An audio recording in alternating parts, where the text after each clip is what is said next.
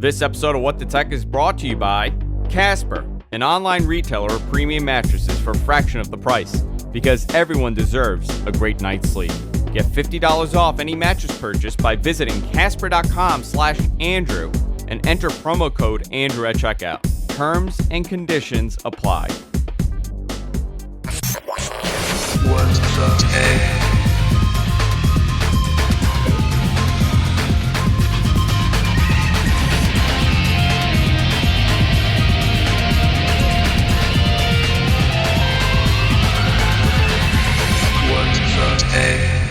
Hey everybody, welcome to What the Tech. I'm Andrew Zarian. Of course, I'm joined by Mr. Paul Thurrott. How you doing, Paul?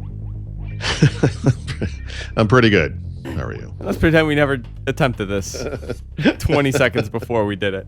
Andrew did not hit pretty record. Good. How are you? How are you? I was told to not ask that. I was watching this thing and they're saying you shouldn't ask how someone else is. You should always say, how's it been? Or something like that, because you really don't want them to tell you how they are. Yeah, God forbid they actually open up. You know, it's like, actually things haven't been going too well. Tim and I are getting wife. a divorce. My kids, as it turns out, don't like me very much because are I'm kind of a dick. Yeah. Yeah. Oh, boy. So thanks for asking. Yeah. You were in New York last week. We hung out on Friday. Yes. It's the first Friday we've ever hung out. Is that true? Yeah, first time.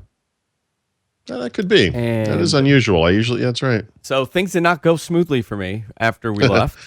I was fine, and then I got to town and I saw a couple people, and they're like, "Oh my God, you just had a kid. Let me buy you a couple drinks." And a couple drinks became 4 vodka sodas.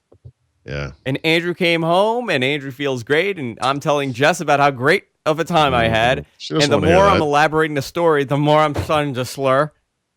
Sure. And I'm getting louder and more slurry. And I finally She's at one growling point, a little bit. You don't know why.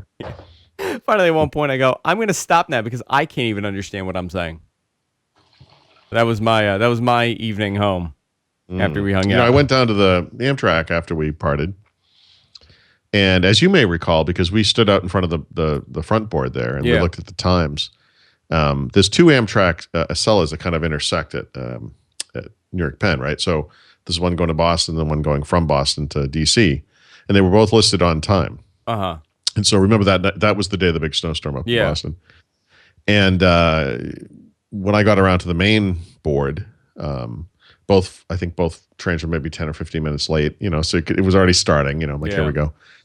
And by the time, my train was maybe about 30 minutes late, all told, which isn't terrible. Given I would have waited with you if I knew. No, there's no way to know. No, there's no way to wait. You have to stand in front of the board. There's nothing you can do. And but that New York, the one going to DC from Boston, when I left, it was listed as 2 hours late. Wow. Yeah, so you could have had a much more horrible experience than I did. Yeah, that's horrible. You know, if you're going in the other direction. Yeah, that's horrible. 2 hours is It's a very terrible. long wait. I mean, what time did you get on? Like 7 o'clock, right? 8, 9. That means that. Yeah, I mean, I got home it was 11. Yeah, you know, by the time I got home. By the time I got home was 11 also. Shocking. It was probably in better shape. Than yeah.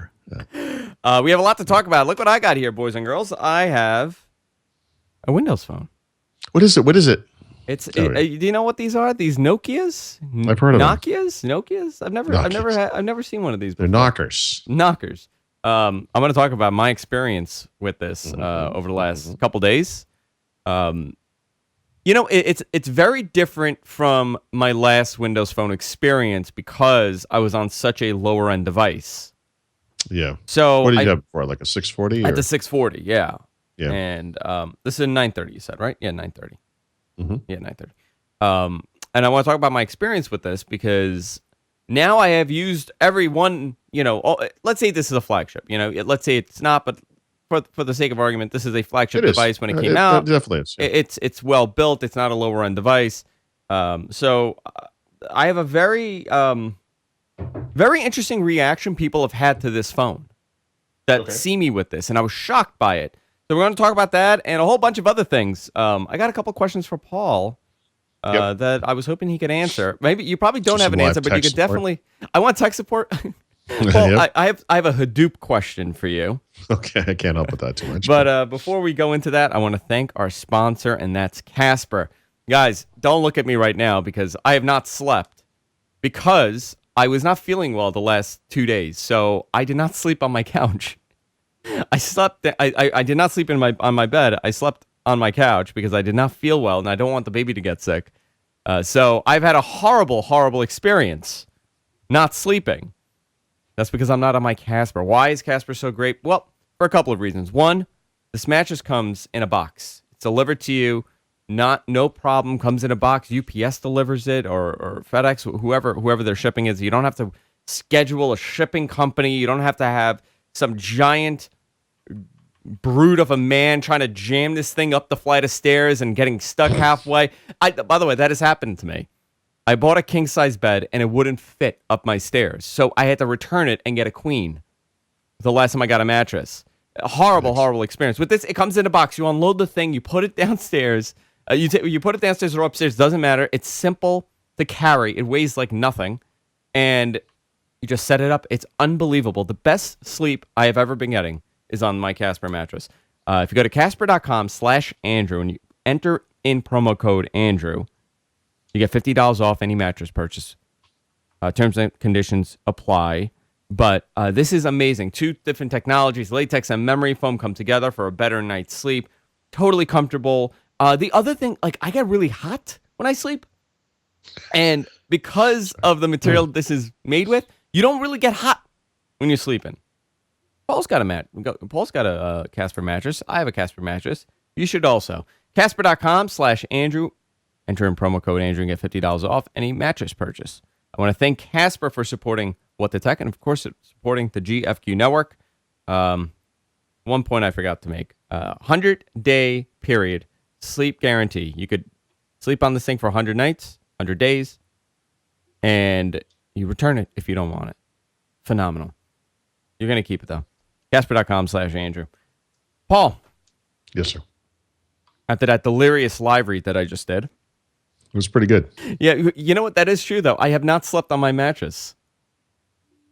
Almost 2 nights. Ever, or just... No, 2 nights. Last night. Yeah. No, last night and halfway through the night before. So it's horrible. My kidneys hurt. I don't know if it's because of the mattress or because of my drinking at this point, but I'm not doing so well right now. But let's talk about a couple things. My experience with Windows Phone. So you gave this to me on Friday. I've been walking around with this thing. I have not set up my SIM card on this. So my experience is all Wi-Fi. And I'm trying to do that Wi-Fi thing that we had done a couple of years ago. Do you remember when we tried that? Or I was trying that?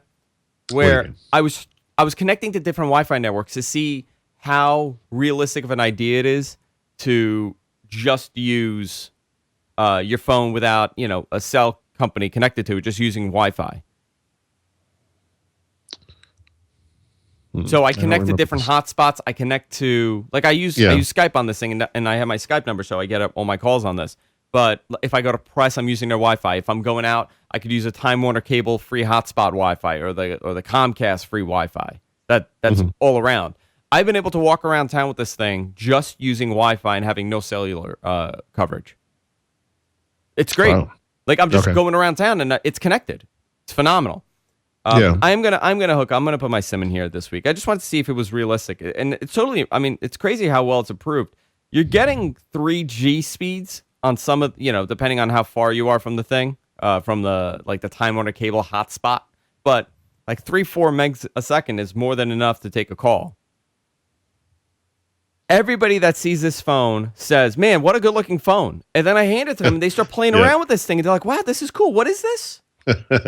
And really, people really think it's funky. They like the idea of it. I have not had anybody tell me like, "Oh yeah, this sucks." iPhone owners, Android owners, when they pick the phone up, they actually like it. They're like, "Oh, this is really cool." Somebody asked me what launcher I'm using on my phone because they thought it was an Android phone. Right. Someday that will be a legitimate question, and we'll all be saved. Yeah, the Microsoft launcher. Yeah. That's the answer to this. That'll be nice. I really enjoyed the experience, but I knew the app issue was a problem. I hear truth coming. I didn't think it was this bad. Like, I'm not an app guy. You're not in denial about this. No, I'm not like a crazy app guy. Like, I'm not one of these guys that has like 300 apps on my phone. I have the standard apps. the standard stuff that most people have. Obviously, you have the Twitters and you have the Facebook stuff and you have all that stuff, but it's missing a lot of key applications. I've heard that. The App Store is insane. It's all over the place, the store. I was very disappointed. Like the way that it's sorted out is all over the place. Like the picks for you are really weird. The apps that they suggest are weird. Like I was shockingly surprised at. I mean, they have some. The basics are kind of there. And obviously the OS is pretty solid by itself. I mean, the built-in stuff is there. But it falls apart. Yeah. Yeah, like because everyone will have the one app, the thing, the whatever, and it's just not there. I was surprised at that. So searching for things on the App Store and comically bad, would you say, or just terrible? God, terrible. Sorry, terrible. Comically bad. Yeah, comically bad. That is exactly. You know what's comically bad? Their podcast app. That's why I use Pocket Cast. So I don't come up, like, barely. It depends on when I search, because sometimes What the Tech comes up, and sometimes it doesn't. If I search Paul Thurrott, you come up for, like, things that aren't even connected to you. Yeah. It's bizarre. It makes me happy. And then there's doubles of my podcast now. Somehow, like, it was somebody else submitted my podcast, so there's, like, 2 or 3 versions of the same thing. Right. I was really surprised, and obviously the advice from everybody, including people that I know that are at Microsoft, they said, "Well, don't use the app, don't use the podcast app because it's hideous." Yeah. Other than that, I mean, I really enjoy the phone, but if you don't have the organization and the depth to the App Store, you are not going to be able to survive. It's scary bad. Like I don't understand how it could be this bad. Their App Store. Maybe you could tell me. And so the people who argue with me that this is not the case are people who do not spend any time in other phones. Because it's so obviously terrible. And it has been for a long time. This is not a new condition, but it's a problem. Like I'm looking at like top paid apps, right? Mm-hmm. Movie Maker 8.1, Metro Commander Pro. Not to be confused with the Microsoft app of the same. Yeah. Well, that's initially what I thought. I'm like, oh, they're charging you for this? And it kind of does look like it's a Microsoft app, yeah. Nope. So Microsoft let them use their name. We don't know why. Yeah. And their name is what? Venturesoft? Something like that, right? Well, I mean, let them use like the Movie Maker name, like they, Metro Commander 8 Pro, Fan Band, Wi-Fi Tool, Phonos, which I guess is like a Sonos. Yeah, that doesn't work. It's nice. Okay. Yep. Pocket Cast, which is a great app. Scan QR code. This is the top paid app. A scanned QR code. Amazing Weather HD, Core Music. Well, so I don't know why you would need a scan QR code app on Windows Phone. On Android, if you want to do dual factor authentication with like the Google Authenticator app, you actually need to download a barcode scanner app first, and it uses that app's scanning functionality, but it's free, right? And the Microsoft Authenticator app for Windows Phone does not require that download. So, I mean, who knows? Beardify, Grow Your Beard is on there. Could have a Santa beard if I wanted to. I mean, you guys get the point. I don't want to dwell on that too much, but it's really. And what I wasn't hearing in that list was Snapchat. There's this, by the way, this is top. This is top. App. Yeah, this is the top paid. I mean, the free. You got the standards. You got Facebook, Messenger, Pandora, WhatsApp, Instagram beta, which I believe they just released a new beta to that. Kick Messenger. Did they really? Yeah, I think last week somebody said that it was an updated beta. Kick Messenger, Netflix. They hadn't updated that thing forever. Amazon, Twitter, Keeper, Spotify, and then it starts getting Viber, and then you have different chat apps and a PDF reader, and it just BBM. You could do BlackBerry Messenger. It has some stuff, but it's like the in betweens that it's missing, and I don't know. Are they aware that it's a problem? Is Microsoft aware that the App Store is a disaster? Yes. Okay. Yes. It sucks because it really takes away from the experience.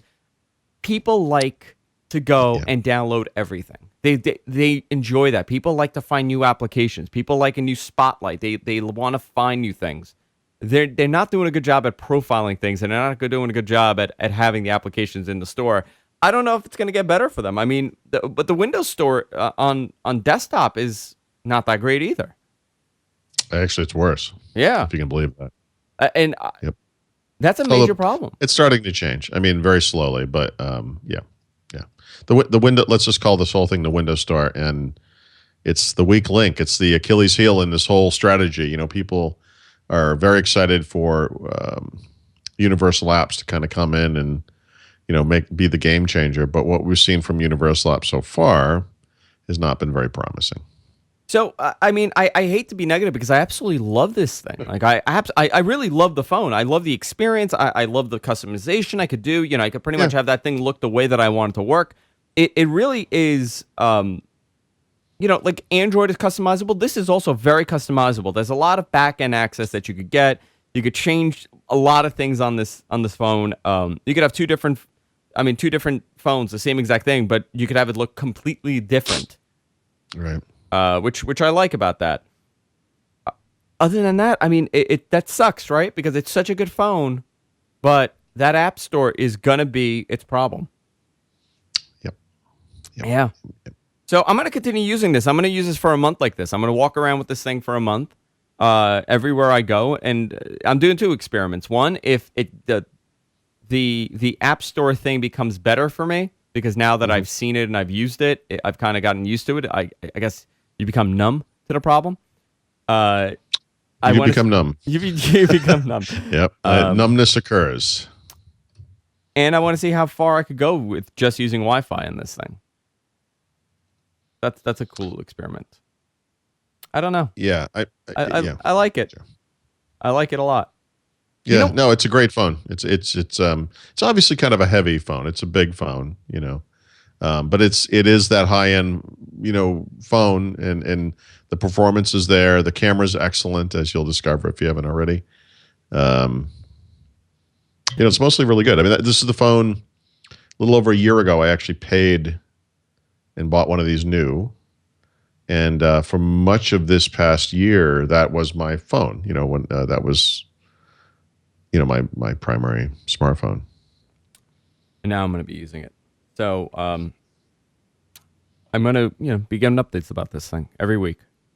All right. Every week until I say that I hate it and you could have it back, Paul. I send it to you in a box. I don't need it back. Yeah. I have another one. Yeah. I absolutely, it's a great phone. So let's see how it goes for me. I have a question for you. And yes. And I saw this question pop up this week on a couple of websites and a couple of people, and I've been asked this question before, and I really don't have an answer. And I think you may have written something about it recently about it.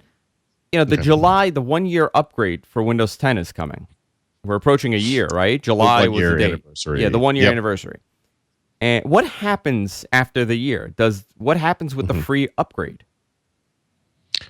Well, I mean, obviously, for those people that have acquired Windows 10, nothing happens, right? I think I don't know that people are still worried about this, but just to be obvious about it, Microsoft doesn't turn on the subscription, model or something. I mean, you got Windows 10 for free, you own it for free for the supported lifetime of that device, whatever that may be. But people are starting to freak out. They think that a subscription will be happening.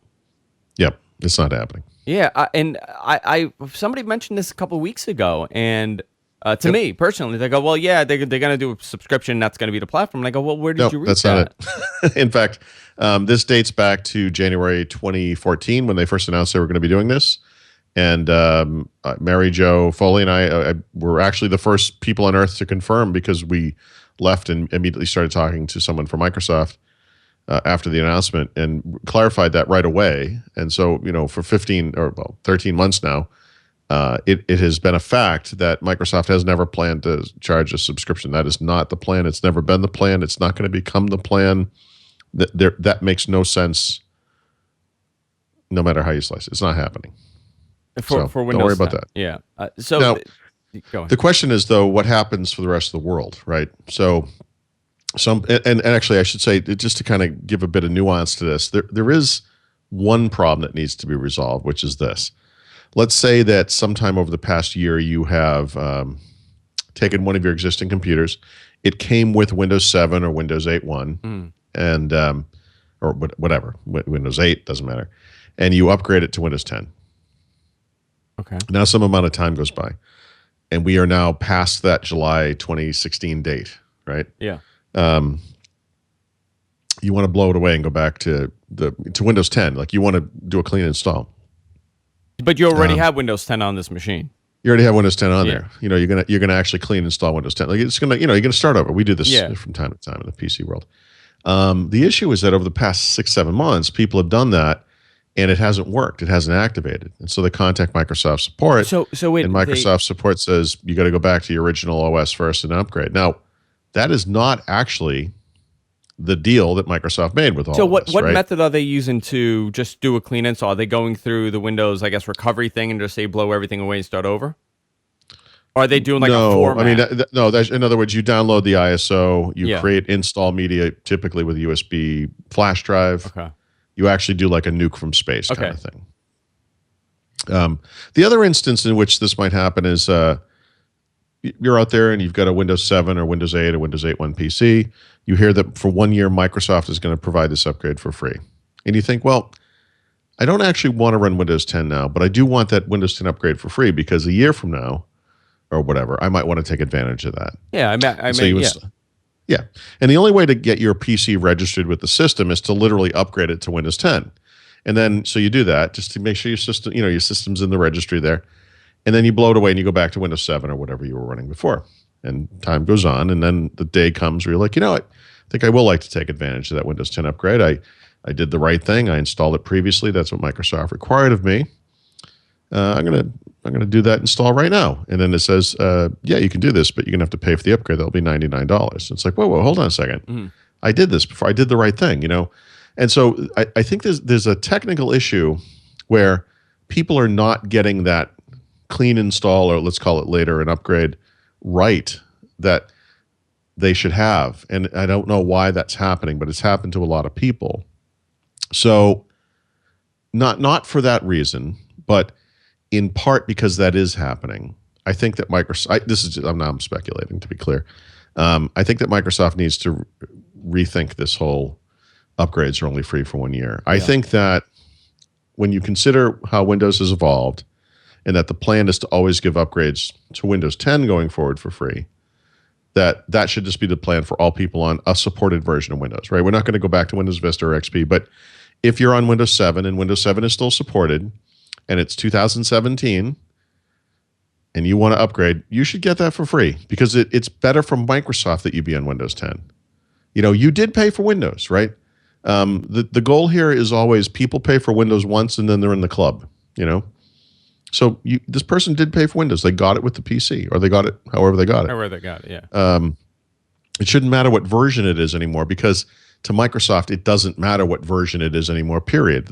It's just Windows 10 now, And my guess is that, but when July comes, I can't imagine a scheme where they go back and say, okay, you wanted to upgrade to Windows 10, that'll be $99. I just can't imagine that. Yeah, I don't see, people have the pop-up update now, whatever. July comes, that goes away. You click on it and it says $99. I don't see that. What if it doesn't go away? What if it's September, October next year, and you still have that stupid pop-up, you still can't get rid of it, and when you do click on it, that's what it says. It'll be $99. Or God help you if you have Pro, that'll be, $120 or whatever the price is, $150 or whatever. No one buys Windows, people who build their own computer buy Windows, but that's they're still going to buy Windows. That's a full install Windows. It's fine.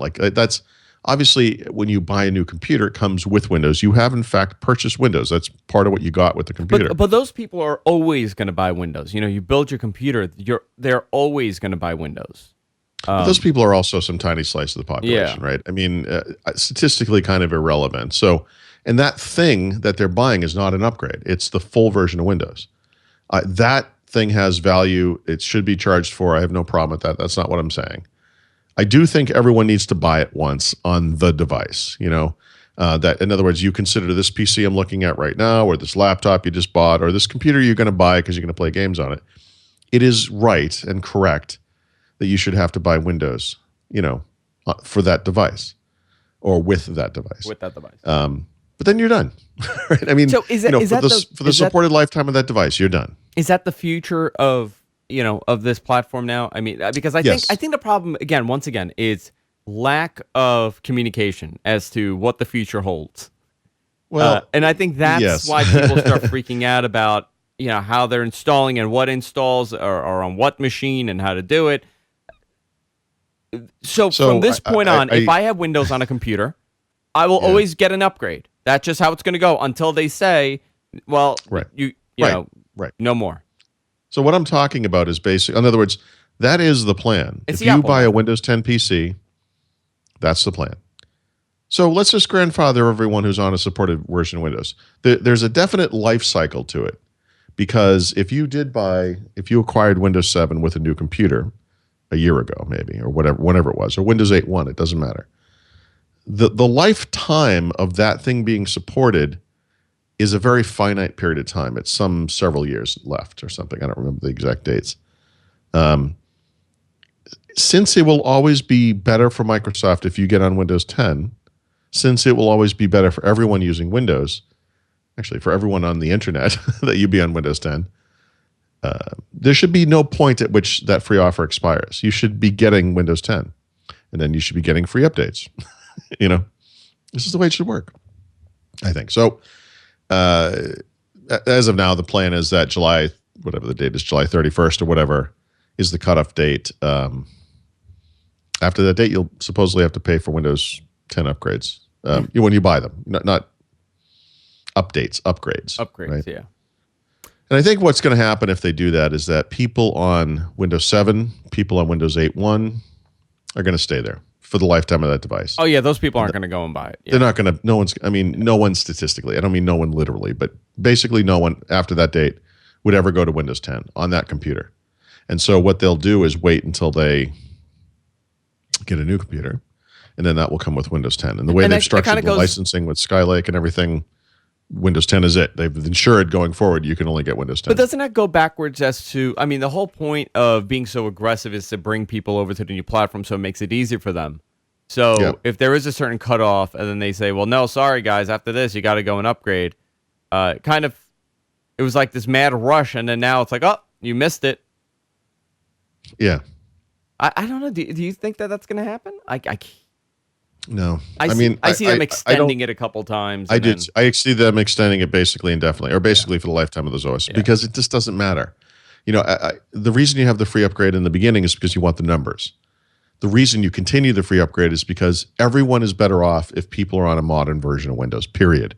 And it's better for Microsoft if we're all in the exact same version of Windows. That's the Apple method, and it works great for them. Yeah. It's phenomenal. It's the Android method too, by the way. It's just that in the smartphone world, a wireless carrier can get between you and the upgrades. It also seems like in the smartphone, it's interesting, right? Because in the smartphone world, it's more acceptable to get an upgrade. Like the latest version comes and everybody goes to it, unless there's some major problem, obviously, right? But it's a rarity for someone to say, "Well, no, I don't want to get Marshmallow. I want to stay on so and so." Even for iOS, like nobody's saying, oh, iOS 7, I'm sticking with them. Forget about iOS 8. Yep. Nobody's doing that. iOS 7 was perfect. I don't want anything new. I don't want anything new. People don't think that way. On the PC problem, side, it's very different. Yeah.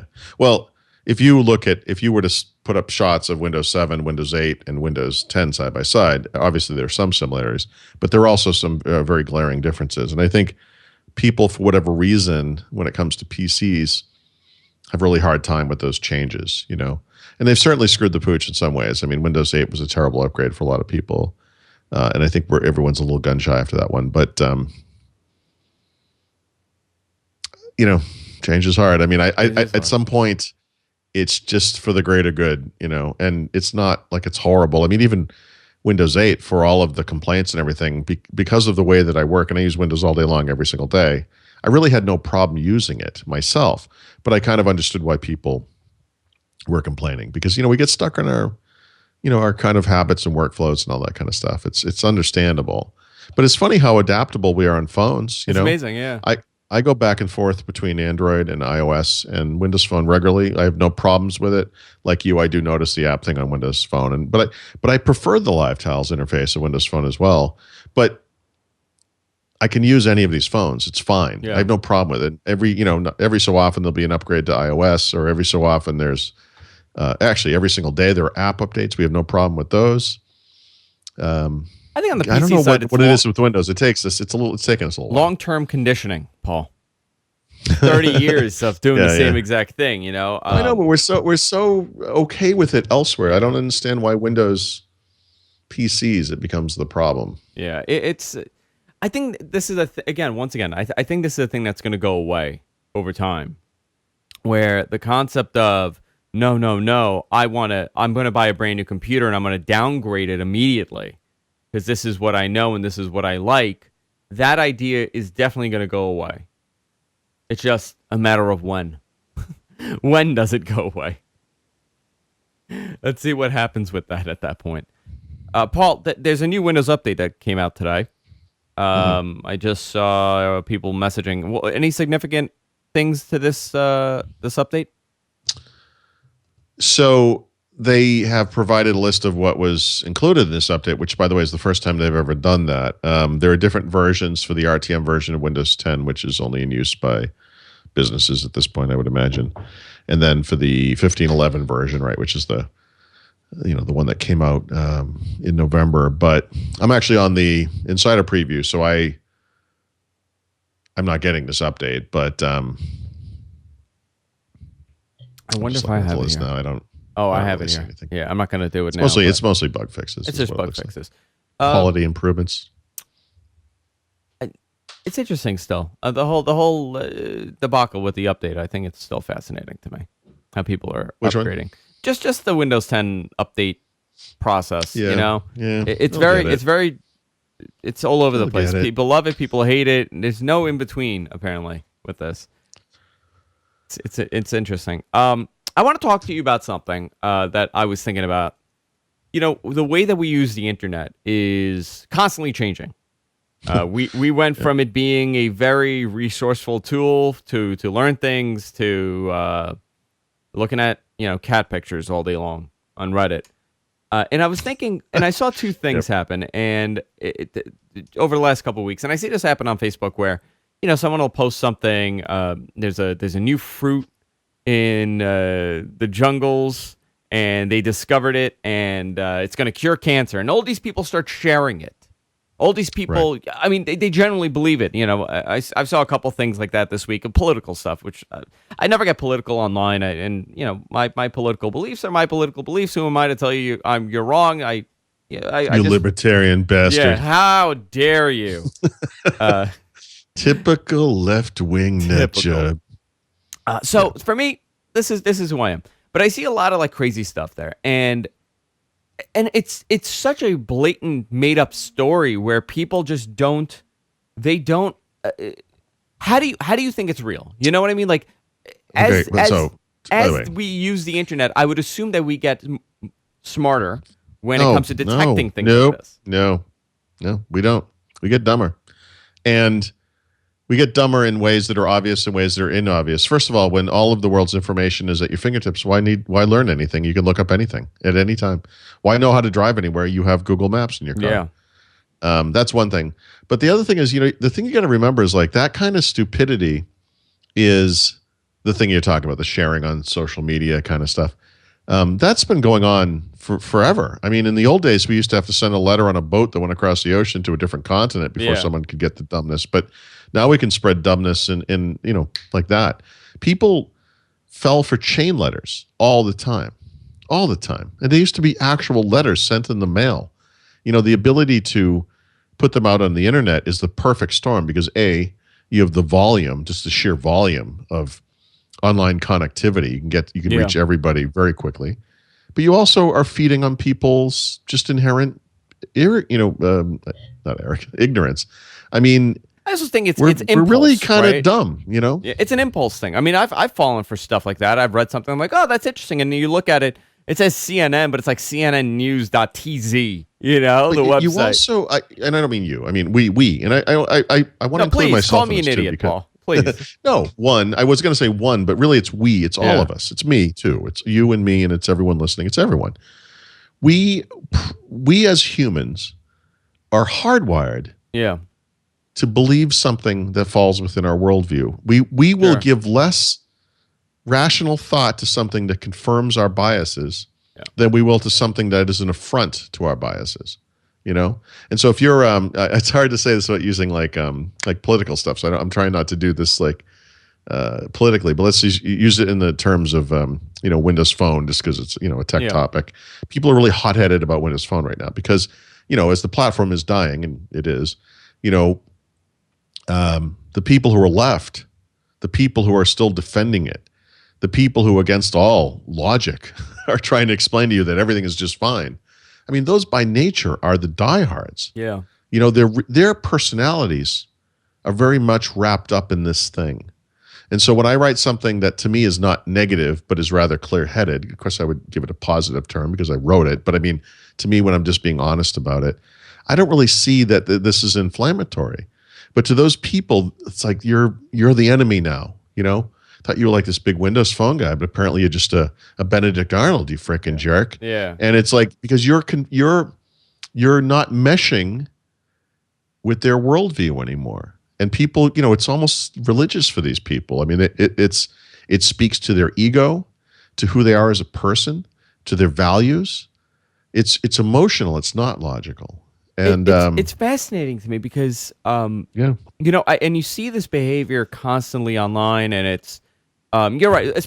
In the tech world, it's fascinating. I'm just using that as an example. This is real life stuff. But it's a great example. No, but it's a great example, right? Because in the tech world, it's very cult-like. You have the Mac guy, and I feel like it just becomes so ridiculous at a point where you're getting angry over the fact that my opinion is not the same as yours when it comes to using a computer. I know. Because again, a big part of your personality may be wrapped up in that thing, I mean, I get it. Look, I do it too. I because of what I do for a living, because of my position, I've had to deal with people who are very enthusiastic about these technology platforms. Excuse me one second. My whole family has left. That is the town of Dedham. I'm going to ignore that. You're probably wondering why your FiOS is down. Yeah. But it's always been people on the other side, right? So over the years, I would deal with the Linux guys. They were nuts. I would deal with the Mac guys. They were insane. Apple people in general have been very irritating over the years. They just, they're so, like you said, cultish, The thing I've always been able to fall back on is that people who are in the Microsoft sphere, who are Windows fans or whatever, have, in my mind, made good decisions, good technology decisions. Yeah. And it was more logical than it was emotional. It was more pragmatic. It was based on what I thought of as, almost scientific values, But the truth is we're no different. I mean, the truth is we're no different. These people are as evangelical about their stuff, some of them are, as some of the nuts are on the other side. There are nuts everywhere. This is a collection of mixed nuts. Yeah. There's no, it's not Apple nuts and Linux nuts and Windows nuts. They're just nuts. It's interesting. I mean, how passionate people get about certain things. Yeah. And this isn't, I mean, you don't see this in the real world. I mean, to this extent, right? Like there are people that I talk to every day.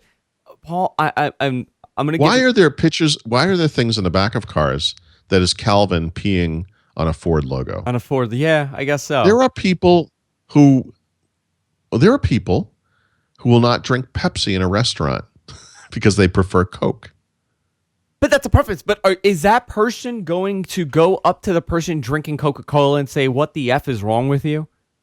What are you freaking crazy?" Would, yeah. And start and go nuts I just don't think we're not involved in that community, right? I mean, it's Star Wars versus Star Trek. It's I'm just trying to think of other examples that are just not technology. But I mean, I think these things are out there. Legos versus Duplo. I don't know if this is the same thing. I don't know. I mean, I just some of the unfortunately all the examples I sometimes get bummed out because I think maybe I'm just not passionate enough about something. Like you could tell me I suck, and I'm like, yeah, I kind of suck. That's fine. All right. Like even with what I do for a living, Sure. like I get the emails from people like, oh, F you, and then like like I'm pretty thick skinned about this stuff. All right, I suck. All right, you don't have to listen. You don't have to like me, but whatever. I don't like everybody. It's a preference. We got 220 people in here. I'm sure 90% of them hate me. I hope it's not 90%. But it's interesting, right? Like the internet culture that we have created online, and I think social media has.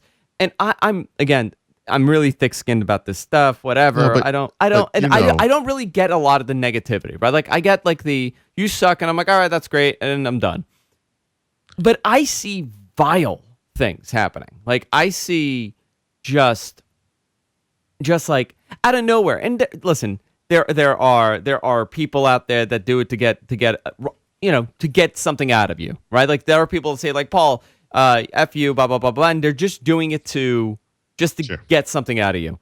And I witnessed something on social media the other day, and this person was so genuine about what they they genuinely meant. Like this person should just go and like I don't want to say exactly what it was, but it was more along the lines of, hey, you used to be really cute, and you've gotten old, and you effed up your face. You should be behind a camera. And this is someone in a little bubble, or like the little tech bubble. And I'm thinking that, and I go, this guy genuinely felt the need to say, I'm gonna tweet this to this person right now, and I'm gonna think this is gonna go over well. Look, I think, yeah. I mean, some of us have left our senses at the door, unfortunately. I was sort of thinking, as you were describing this originally, I was thinking back, there was an interim thing between social media and the old days of sending around letters, right? Yeah. There was just like email chain letters, right? And someone, without, in the same vein, without naming names, someone in my family would send out these, let's call them political nut job emails, trying to, for some reason, like everyone else in the family disagrees with this person politically, but for some reason they still felt the need to send these things out all the time. And finally, my wife had enough, and she started researching every single thing that this person sent out and debunked every single one of them like immediately. And then she stopped getting the emails. And I think the saddest thing, we've talked about this before, but it just bears repeating. I think the saddest thing that happens in this you can have whatever you want world at any moment, at any time, is that you only see the things you want to hear. You only see the things that you agree with. And that's the amazing thing, because the internet is so open, right? The internet is so open, and we have the availability. All there, but you like my Twitter. You don't want it, do you? You don't want it. You know what, though? I do welcome. I do want it, though. Personally, I do want it. Like my Twitter is filled with people on the right. Most people, yeah. My Twitter feed is filled with left-wing people, right-wing, way more conservative people than me, way left progressives than me. When you talk about politics, I have Mac users, I have Android, and I'm just reading it, and I like getting other people's point of view. That's just how I am. Like, for example, when I use Reddit, I don't like logging into my account because it caters to me. No one is like you. No, I mean, no. I am the same way. No, I mean, most people aren't, right? I use all of these computing platforms so I can speak intelligently about them. Most people are just on their thing. And they, it's like a person from the United States saying, the United States is the greatest country on earth. Have you ever traveled anywhere? Oh no, I would never leave this country. Okay. So your opinion is a little lacking in nuance. I mean, you should at least experience some other places before you make these bold claims. I mean, with, technology is the same thing, I don't use a Windows machine. I use a Mac because Windows machines always get viruses. I'm always fascinated by that because I use Windows machines every day. My whole family does. We don't have viruses. What are you talking about? Like people get they get locked into these little, their mentality kind of thing. I was writing about Linux Mint the other day. I don't test or use Linux as much as I used to, but seeing a bunch of stuff about this recently, I installed it in a virtual machine and I played with it a little bit, It's like, oh, I'm like kind of ragging on it, because I just don't really see the point. And it's like, well, when was the last time you used this? Well, I mean, like, I don't think people get, like, I don't know. Like you, I subscribe to the New York Times, which a lot of people would describe as a very left-leaning newspaper. I also subscribe to the Wall Street Journal, right? Which I think most people would describe as a very right-leaning newspaper. I think these two things together achieve some sort of a balance. And they're both terrible in their own ways, and they're both kind of excellent in their own ways. So here's my question to you. Okay, let's talk about social media and the cesspool that it is on many occasions. Sure. Sure. Is this the evolution of social media? It's only gotten worse. Social networking. It's only gotten worse. Like, you look at, and I'm telling you, go look at any model, their Instagram profile, right? Click on any photo and look at the comments. Just read it is just unbearable. Like, it's beyond belief. Is that something that is going to slowly get better when people say, like, well, I can say whatever the hell I want, so I'm going to tell this girl that she needs to lose about 25 pounds? Is that going to get old to people, the fact that they have this voice now? Or is it just going to continue on getting worse? It's interesting. That portion of this fascinates me. I actually think the anonymity of the internet is the biggest problem. And I feel that there should be requirements for identity verification, and that some random troll shouldn't be able to hop on Facebook or Instagram or anything and just shit all over somebody because, whatever. These thoughts used to be private. and they probably weren't quite as bitter, but whatever. I mean, I do think it's a problem. I do think it's something that gets solved. Yeah. I find the whole thing. I find the whole thing fascinating. The fact that this is what it's come to for. I mean, Facebook makes a lot of sense, right? Because Facebook, you could close it. It's totally closed. You don't allow people in there, and I get that. But I mean, I've had wackos on Facebook. I had a guy that sure. He pretty much stalked me for about a year and a half because I'm on a hair loss medication. Like, that's serious. Like, this is not an example. Like, I'm on Propecia, and I've been really vocal about it. I did it preventatively, so I don't lose my hair.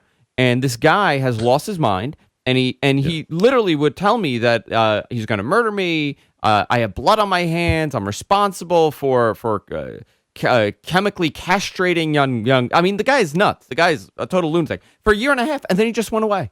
He would make different accounts. He would get through somehow. I have no idea how it happened. How he would get in on everything. And this went on for like a while, and I was like, okay, this guy's nuts, so I would just ignore it. But after a while, you're thinking, it takes so much energy to do that.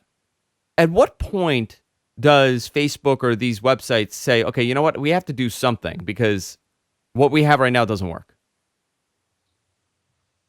It's fascinating. Look, I mean, we all, first of all, you are publicly projecting your personality every day on the internet. And so, unfortunately, I mean, you're not a supermodel on Instagram exactly. But, oh, yes, I am. But you're trending in that direction. And, I don't know. When you put yourself out there like that, you have to expect a little bit of this kind of behavior. I mean, the bigger problem, I think, is normal people and the way we interact and the way we do things. Like when we drive in our cars, especially where I live, people drive like idiots. It's like they feel safe and insulated from the other person, so they can do something stupid. Whereas if you were standing there in person with them, they would probably bend over backwards to help you if you had a problem or whatever. They would probably be okay. But in the car, they turn into insane people, as they do here.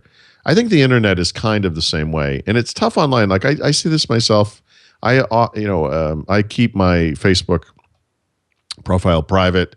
It's for my friends and family, primarily for people I know. And it's for what, for the stuff that I do put out to the world. It's, look, we're summering in Europe. Hey, look, I went on a great trip. Hey, look, I'm having sushi. Yeah. A lot of it could be perceived as my life is better than your life, right?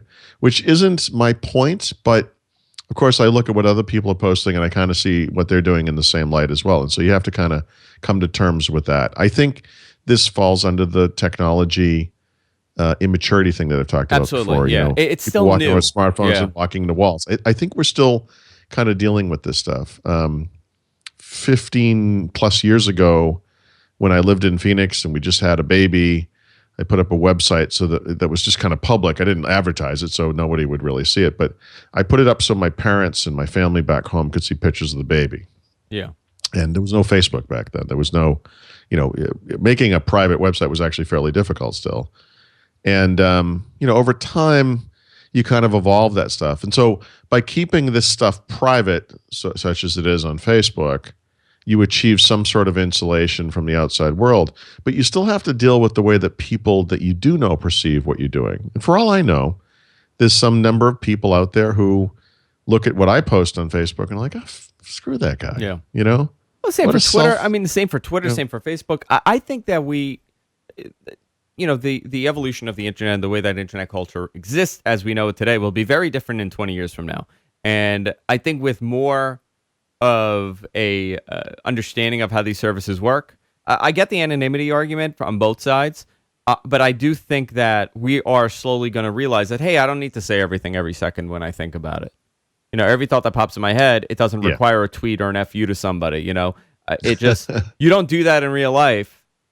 I think that the way that you behave in real life is going to start reflecting more online. Obviously, they're going to be the assholes in real life, and they're going to be like that online. I think the shift is going to be normal people that you normally don't consider to be a total wacko. They're no longer going to start behaving like wackos because this is going to be part of our everyday life. This is going to be totally normal. I think that's what's changing with the trend, and I hope it does because listen, it's you go to any like I told you, Instagram, YouTube. I mean, you look at these comments and it's like, holy cow, we don't really get it as much. No, but hold on a second. Hold on. But who is putting pictures of themselves on Instagram? These are not, you have to have some kind of an ego to think that what you have to say, that what you have to show, that what you've done is interesting to other people. I know from my own kids who are teenagers now that they do everything very privately. So it's Snapchat, it's ephemeral, it comes and it goes, it's nothing. From when my son Mark was sick and he was in the hospital recently, I put a picture of him up, and for the same reason I started that website 15 plus years ago for him, which was I wanted his family to understand what was happening. And he was actually kind of upset with me about that because I put this picture of him up. And I was like, Mark, you don't understand. First of all, that people need to know what's going on with you. And B, that there are people out there who really care about you and want to express. He actually complained at one point that people he didn't even know were sending him well-wisher type notes. But and it was like, dude, you need to. See, that's fascinating to me because that is a total shift from my generation. Yeah. And that's the amazing thing. Because this stuff was new for your generation. And I think for my son's generation, this is just there, and they treat it a little bit differently. They're very, it's interesting. You would assume that kids of the internet generation would just, I don't mean you, right? I mean, I'm sorry, I should say one would assume that these kids would live their lives very publicly. But because how could you kind of avoid it? There's all this technology, there were webcams everywhere and, blah, blah, blah, whatever. And, that's actually not what happens. They're very private. And, for me, growing up in like the 1980s in a similar position to my son today, if you could have said to me, look at this technology, you have these computers, they're awesome, and phones and tablets and cameras, and you can, when you take a photo at something that you think is important, you don't have to bring it to a store and wait for them to develop it and come back a day later. And then the way you share it is you make duplicates and like if you could have shown me this stuff, I would have been so blown away and so excited to use it. But my kids have it and they're like, yeah, okay. So, I mean, they really do approach it differently. I have this is what I do for a living. So I'm online and I have my Facebook, I have an Instagram, I have all that stuff. Right. I have friends that they have Instagram and they only allow certain, their friends to see it. And I'm in the middle here, right? Like I'm in between you and your kid. So for us. Like we Yes. are like I can't imagine what life would have been like if YouTube existed and camera phones existed when I was a teenager. It would have been horrible. It would have been, I mean, just horrible to have that stuff documented because it was still Right. new and everybody, that's what you would do. You would record something and put it on. You think it's funny, and 10 years later, it's not so funny for you anymore. I think we're maturing when it comes to that stuff. I'm just curious on how the culture online is going to mature. Just something to think about. Yeah. I like to think about that kind of things. I Just just to see where we're going to go with the this. worry. Yeah, the worry I have though is that people aren't going to challenge themselves, and they already aren't. And Well, no. there's no benefit in it. All it does is aggravate you. Yeah. I could go on Facebook right now and be aggravated just by what, by oversharing or the sort of celebration of the mundane or whatever it is. We have friends that I love dearly in my own way, but they're very competitive. Everything's like a competition, and it's just too bad. Yeah. Interesting discussion. All right, boys and girls. We're going to do our post show. We're going to do a throwback. If you're watching live, stay tuned. We're going to continue doing it. If you're listening to the podcast, you could access the bonus show, What the Talk, by going to patreon.com/whatthetech. That's patreon.com/whatthetech. You can access it there by tipping us. You can tip us whatever you want to tip us. And get access to it. Everything Paul at The Rot. I'm Andrew Zarian. I'm a very tired Andrew Zarian today. I'm exhausted. At Andrew Zarian on Twitter. You can subscribe. The podcast is available everywhere. We'll see you all next week. Take care.